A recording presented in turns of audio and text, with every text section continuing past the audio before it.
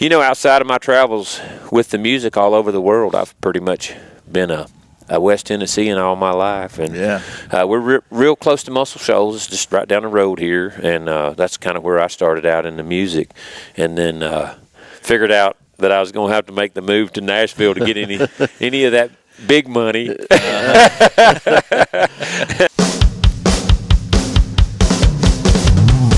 The award-winning Tennessee WildCast is on the air with the latest on hunting, fishing, boating, wildlife watching, and all things outdoors. Make welcome your host, drummer and outdoor expert novice, Jason Harmon. Hello, everybody, and welcome to this edition of Tennessee WildCast. Welcome to Worley World.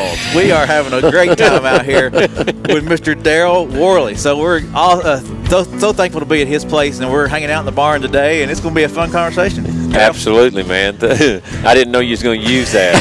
I like it. That may be the title of this show. I don't know. He may be adopting that. Yeah. Mr. Don King always helping me co-host. You bet. I'm glad that Amy's on vacation this week, so I get to. I'm glad you're here, man. I hadn't seen you in a while. I know. Appreciate the invite. Well, we almost closed you out at the gate, and when you pulled up, I was like, "Look at here, another green truck coming through." I tell you what, we're just so thankful to be out here and hang out with you, Darryl, and talk hunting, fishing, talk the outdoors. Yeah. And, thanks for coming. It's going to be a fun show, I think. Absolutely. Like I said, we got you out here in the barn, because of all this COVID stuff.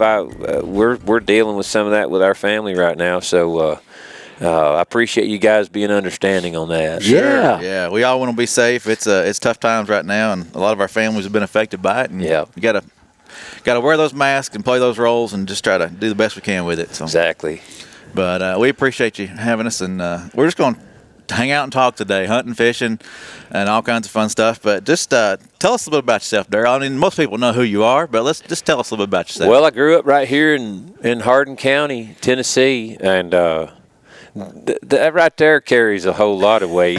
I mean, if you don't know anything about Hardin County, this is kind of a unique place. We've got just about everything, that you have to offer in the state of Tennessee. We've got the hill country, which we're up on the plateau here. And then we've got sort of some midland, we call it, sort of the farm ground that's not all the way down in the delta. And then we've got the delta down right on the river. So it's a beautiful county. I grew up around Pickwick Dam, so I've fished all my life and hunted. That's really about all we had to do around here. Unless you picked a guitar or banjo or played piano, we got into the music pretty early too. But my dad was a paper maker, and mom did a lot of different stuff. But she worked at the bank, and we stayed here most of my life. And Dad went into the full-time ministry when I was about to start high school, and he drug us around all over the state. The Methodists move you around like you're in church, like you're in the Army, Yeah. So we did that for a little while and then came back here. But, outside of my travels with the music all over the world, I've pretty much been a West Tennessean all my life, and we're real close to Muscle Shoals. It's just right down the road here, and that's kind of where I started out in the music, and then figured out that I was going to have to make the move to Nashville to get any of that big money. I went up there and started writing the songs, and then all the rest of it, happened. But thankful that you guys are here today, and excited to see y'all and have you down at Worley World. And I remember learning early on too that you had a time where you're doing some commercial fishing too. Oh yeah, probably just down there on the river, I guess. Right? Well, we started off, fishing quite a bit right there below Pickwick Dam. Started off, just throwing some hoop nets out and things like that, and I remember thinking as a younger man, this could be lucrative. Back then you don't think about what it's doing to your back and stuff like that. Right. And so catfish, we fished for catfish and supply. At that time, you could sell them to local restaurants and places. It wasn't the government didn't have control over all that at that time, and we caught tons of catfish, but. And we sold some away from here, but the Buffalo market was good. And then we got into this whole thing of spoonbill fishing, paddle fish for the eggs. And, And back then it wasn't regulated near like it is now, and there was a lot of money to be made. So I made a lot of my college money that way. All right. Yeah, I may still have some of that money. Well, we were chatting before the show, and we'd learned a little bit about you before, but you've had your hands in a lot of things. I mean, Yeah. paddle fishing is one of them, or commercial fishing. But then you went to school to be a biologist, right? Yeah, I wound up taking more chemistry than I had planned on it, and so my plan was to get out of there. I've graduated down here at UNA, but I went my first 2 years to Martin and Pulaski, which is now it's a 4-year university, but the little Methodist college. But so I decided I was going to go into med school because UNA has a really strong science department, and they were getting a lot of their students placed in different med schools all over the country. And Neat. I had a really good GPA, and I thought, man, I'll just go on and do this. But I didn't want to like have a general practice. My mind was kind of set on maybe being a trauma surgeon or something, because I get close to people real fast, and I would be it'd be difficult for me to see after people for years and then have to lose them. It'd just be Right. I watch these doctors around home deal with it, and it's like, man, that'd be hard. And so I'm thinking 8 more years of this. I don't know. So I took a year off and told my dad, I said, I'm just going to write some songs and chill. And man, I started writing, and all that stuff started taking place really fast. Yeah. I mean, Muscle Shoals is where I wound up writing for Rick Hall down there at Fame for 5 years. And, I didn't ever dream that some of the songs that I'd already written would be songs that they would actually take an interest in. And they said, man, these are good songs. I'm like, really?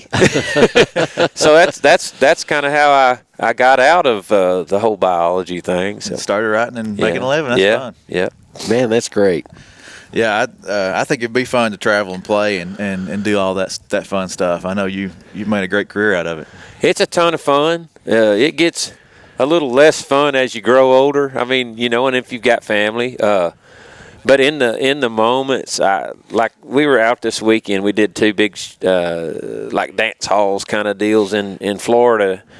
And it was me and Brian White and Wade Hayes. It's kind of a across the front of the stage acoustic thing. We just take turns playing songs and telling stories. And I mean, it's just as much fun and just as much of a blessing as it ever has been. I mean, I think everyone has a purpose. I think God makes us for something. And if mine's not being on that stage playing and entertaining people, I don't know what it is. Yeah, I think you're right. I think you're right. And I'm pretty sure I have more fun than they do.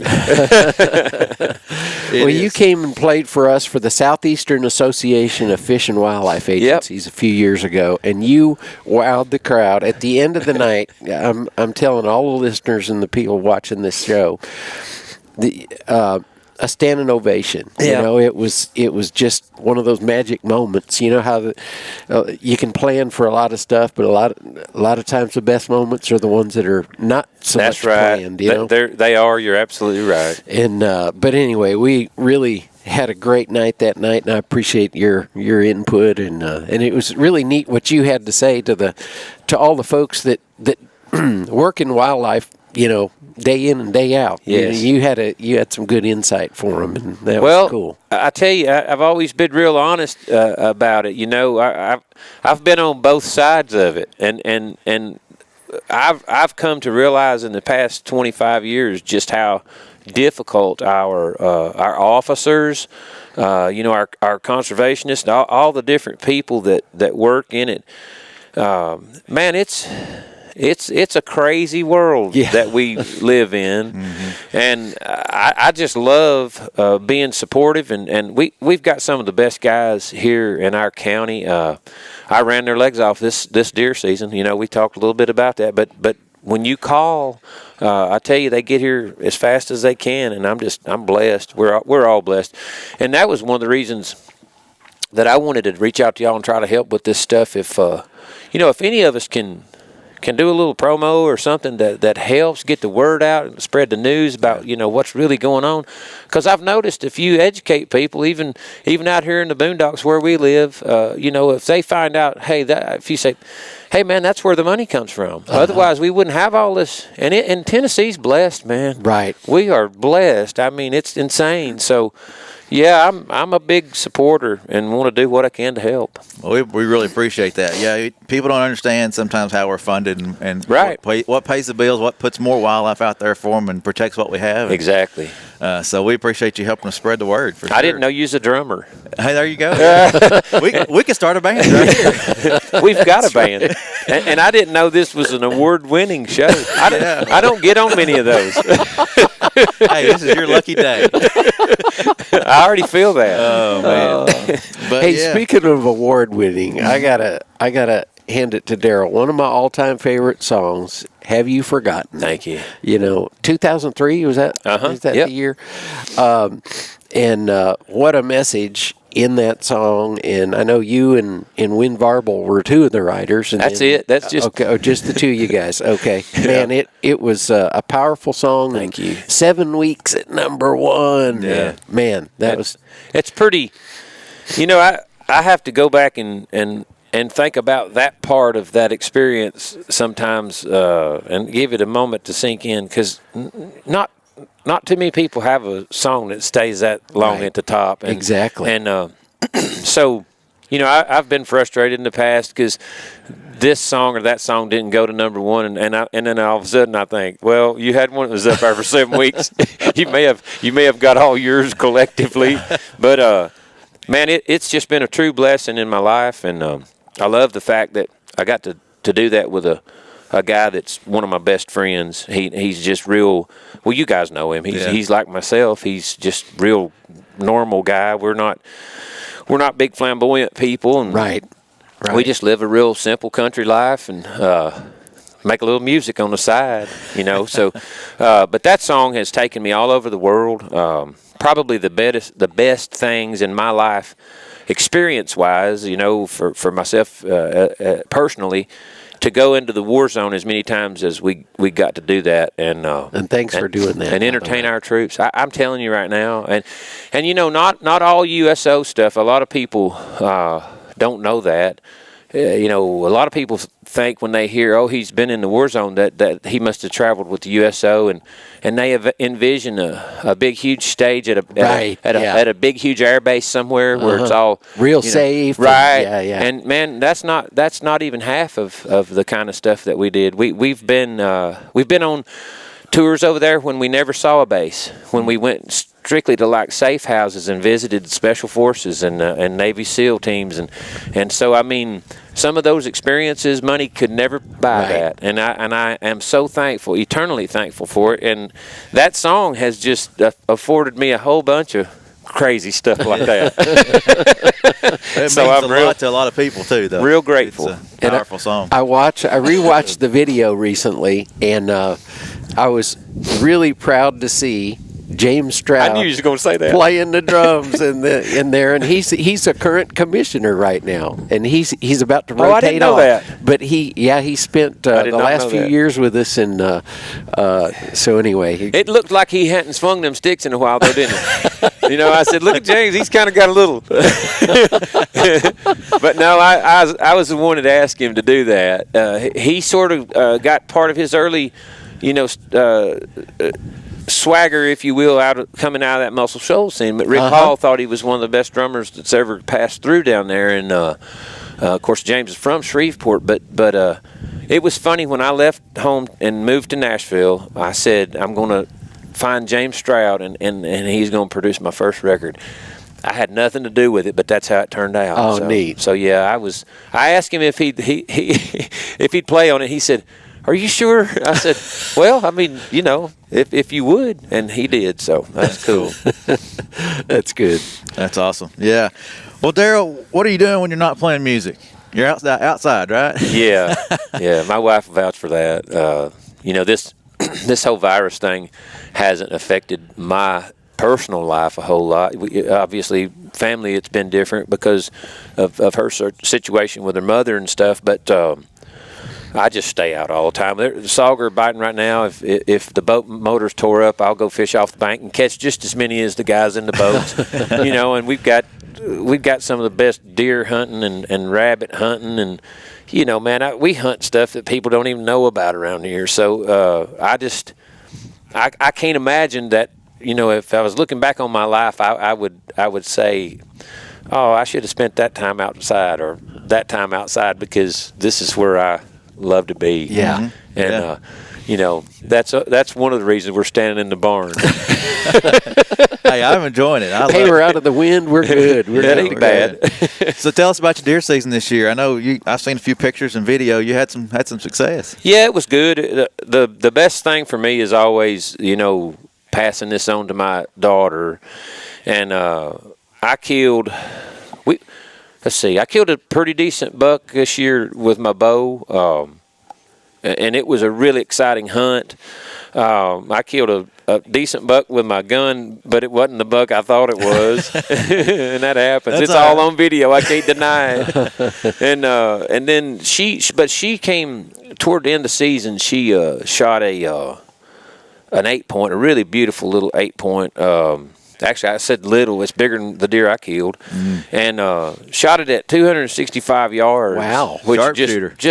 I mean, she had to use my gun. I told her, I said, no, you can't shoot it with your gun. You can shoot it with mine. But, Daddy, it's so loud and it kicks harder. I said, you can suck it up, you know. I said, but she was so cool, and she took her time, got dialed in, and she looked at me and said, Dad, I got this. And and she just put the smack down on him. So that was probably the highlight of my deer season. Except we go to Ohio the first week in January every year, and we do a big veterans hunt where we take vets out to hunt those monster Ohio deer, and we killed some just ridiculous bucks up there, and all the guys got deer, and man, to see what it does for those veterans, you know, some of those guys coming into those hunts don't really even know what it could do for them, right? And when they realize, you know, it's such a challenge, and you know, we just don't quit till everybody's got a deer. It's insane, but when you score, you know, you can just see it, and we've got testimonials of those guys saying, you know, who would have thought that coming out and killing a big whitetail would make this much difference? But I think more than anything, it's the love that we show them, and man, it's a great week. So went straight up there for that, and everything went great. So awesome. Been a really, really good. I mean, is there a bad deer season? No. Sitting in the woods is a great time. Any time, whether it's a deer on the ground or not. Exactly. Yeah, that's great to hear that you're taking your daughter out, and that's what it's all about, passing it on to absolutely younger generations. My dad did for me, and I just spoke with him just before you guys got here. Told him what I was doing, and it thrilled him. It's so much of who we are around here, and especially my family. And you know, I know sometimes we're all talking about it, and I see people on the outside looking in, going, "Man, these guys are crazy." You know, that's all they talk about. But we look at those people and think those people are crazy. They don't even know what we're talking about. Right. It's a different. It's so great to be outdoors. It's just a different feeling, and it's kind of a different culture, even. Yeah. And sure. I love bringing people in to be a part of it that know nothing at all about it. We're thinking, we've been working on it for a couple of years. We're thinking about doing a thing here because we do shoot some deer here with veterans as well. And we're thinking about doing a thing here at my farm called The Experience, where we take maybe like a father and a son that have no clue, but that would love to go through and you know, start with putting a scope on a rifle and zeroing it in and all the way through the whole process. Yeah. And you know, we could also film a lot of that stuff and use it for promo, and we've talked about that a lot. And the guys that we work with do a little production stuff for, they're like, dude, when you're ready to do that, just let us know. Yeah. Because it's kind of a spiritual thing, you know. Definitely. And definitely. So we're just gonna keep it alive as long as we can, and my little girl loves it. Oh, that's neat. I bet. Sounds like she really made you proud. Oh my gosh! Yeah. I mean, you know, my wife she's not a trigger puller. She would. I mean, we've had that discussion. She certainly would if it was one of those situations where, you know, we needed her to. But but she's a real big animal lover, but I mean I've pulled up and left a deer in the back of the mule and run to the store to get me a sandwich and a drink, and come back. My wife have the deer gutted and hung up. So she'll awesome. she'll work one up. Yeah. The whole process, the whole thing. She's not scared at all, and so I got a pretty good situation. And they love to freezer. They love to skin squirrels and fish. They're all neat. They're all about it. And I'll do my biology thing. I'll get in there and show them the chambers of the heart and all that stuff. And, they're just wowed by it. So. It's all trickery. It's smoke and mirrors. Hey, I hate to get back to COVID, but it did kind of remind me that you're talking about getting folks out and getting them the experience and the education they need. It's almost unbelievable, but it's a fact that 200,000 people bought a license this year that had never bought a license before. I didn't know that. It's amazing. In Tennessee? In Tennessee, yeah. Oh, wow. Yeah, so that is so huge. If there's a positive, could be one. Man, that thrills me, though, because, that's just a message that I talk to people all the time, people at our church, people in our life, and I'm like, get outdoors, Yeah. People. Well, we're dealing with this, or in our family. I'm like, get outdoors. Yeah. Take them to, and I see it work. It's like therapy for people. Uh-huh. I mean, I don't know what. Well, yeah, we'd kill one another without it. but that just thrills me to hear that, because honestly, that's kind of the only answer in these times. Yeah. Mm-hmm. And it's evident. Like, I've got friends up on the lake that had the best year they've ever had with their businesses and stuff, and because they're right there on the water, and I'm like, well, people are getting out. Yeah. And getting out in wide open spaces where you can spread out and enjoy life. I mean, it makes sense to me. So I'm glad to hear that. I ought to know that number, but I didn't. It's amazing to see how people have found the outdoors again, or trying it out for the first time even. Absolutely. Some of them are. You're absolutely right. I was talking to a guy that I know. He's hired me several times to come to places in Oregon and Idaho to play little venues, but it's where he builds these big outdoor RVs and stuff. He has a company, and he said, "Man, we're on fire." I said, "I bet you are." And he said, "It's people that have never, even camped out." Mm-hmm. So that's pretty cool. And we've had Earl Bentz on our show recently too, and same with the boat business. Oh, absolutely. Yeah. It's going nuts too. Yeah.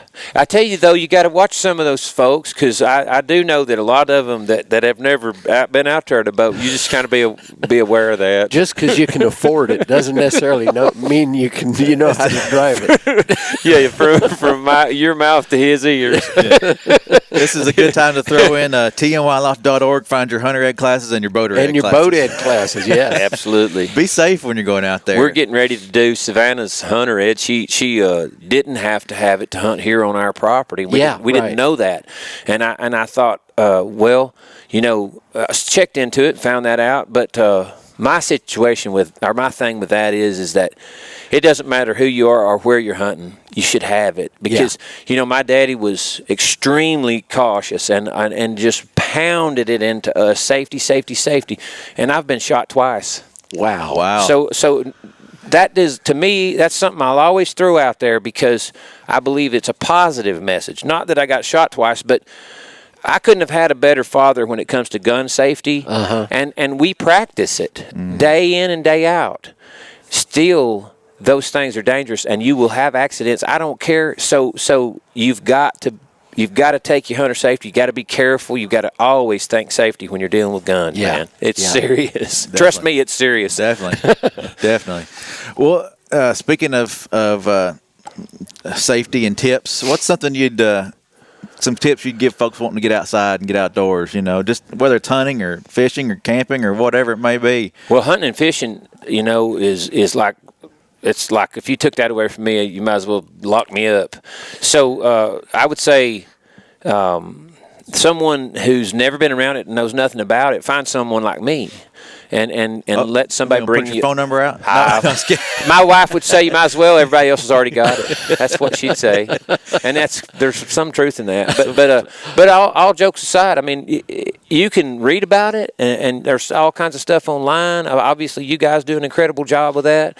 But if you find someone, and you can, people like myself will certainly enjoy helping you get started. That would be my first suggestion: is find you somebody that can kind of just help to bring you up to speed. You know, come over to the house. We'll sight that rifle in, or that kind of stuff. As far as just getting out and camping and stuff, man, I'm a little partial to this area. Yeah. I'm a homie. I love Hardin County. Of course, Wayne and McNary are part of home to me too. My mother was born right over here in Lutz, just across the county line, and we know that part of the world real well as also.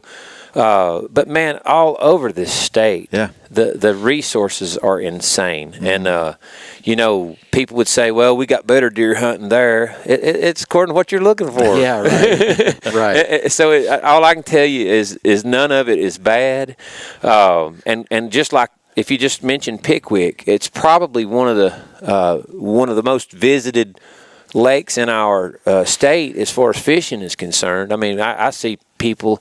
You know, I used to run into Bill Dance up there all the time, and there's just as many other big names in that business that come here. And we year round you can catch something. Yeah. And so I'd just say, don't let the fact that you don't know anything about it hold you back, because it's not that complicated. Yeah. And somebody will help you out, especially in Tennessee. Somebody you go to church with, That's somebody right. you work with, no doubt is into it, and all you got to do is ask them. That's exactly right. I've never heard anybody get turned down. No, you know, from an outdoors person. Because that's what we want to do. Exactly. We want more people involved and pass it on. Yeah. Yeah, I like that. Pass it on. Yeah. I say that a lot. I think it's important. And go to GoOutdoorsTennessee.com, pick up your license, and then run to Walmart and get you a rod and reel and go have fun, or find you a mentor, get outside. It's a great time to be outdoors.